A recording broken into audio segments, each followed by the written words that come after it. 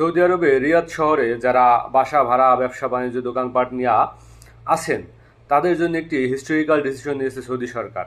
রিয়াদের ভিতরে যত বাসা ভাড়া আছে সে বাসা ভাড়া এখন আর চাইলেই বাসার মালিক বৃদ্ধি করতে পারবেন না। আগামী 5 বছরের জন্য এই বাসা ভাড়া ফ্রিজ করে দেওয়া হয়েছে, যে এখন আপনি যে পরিমাণে ভাড়া দিয়ে ওই বাসায় অবস্থান করতেছেন এই পরিমাণ বাসা ভাড়াই আপনার থাকবে আগামী 5 বছর যাবত। এবং আপনার সাথে এবং বাসার মালিকের সাথে যে চুক্তি হয়েছে এই চুক্তিগুলোকে অনলাইন করার সিদ্ধান্ত নিয়েছে, যে অনলাইনে এই চুক্তিগুলো সাবমিট হবে এবং সরকার সেটাকে মনিটরিং করবে। এটা শুধু রিয়াদ শহরের ভিতরে।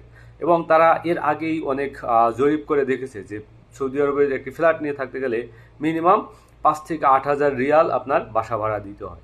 তো সে জায়গায় দেখা গেছে যে এই যে 5 থেকে 8 হাজার রিয়াল বা 5 হাজার রিয়াল এটা আর্ন করা, আপনার এই বাসা ভাড়া দিয়ে টিকে থাকা, এটা প্রবাসীর জন্য তো অনেক কষ্টেরই, বরং সৌদির ভিতরে যারা আছেন অনেক দূর থেকে এসে তারপরে রিয়াদ শহরের ভিতরে কাজ করেন, তো সেই জায়গায় তাদের জন্য কষ্টকর। এবং তারা চাইতেছেন, দেখা গেছে রিয়াদ শহর ছেড়ে তারপর দূরে দূরে গিয়ে তারা বাসা ভাড়া নিয়ে থাকার চেষ্টা করতেছেন।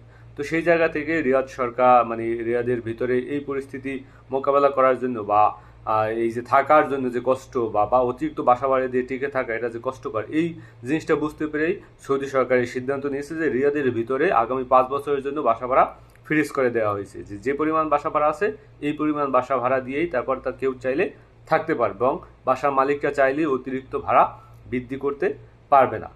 তো দেখেন, আসলে এই যে মানুষের জীবনযাত্রায় মানুষের সাথে বাসা ভাড়া, তার থাকার খরচ, খাওয়ান খরচ, এভাবে বিভিন্ন কিছু দেখে তারপরে সৌদি সরকার এই সিদ্ধান্তগুলো নিয়েছে, যেটা প্রবাসীর জন্য খুবই আপনার উপকারী একটা ডিসিশন হয়েছে, যেটা সৌদি সরকার নিয়েছে। তো সৌদি সরকারকে আমরা প্রবাসীদের পক্ষ থেকে অসংখ্য ধন্যবাদ জানাই যে আগামী 5 বছরের জন্য বাসা ভাড়া ফ্রিজ করে দেওয়ার জন্য।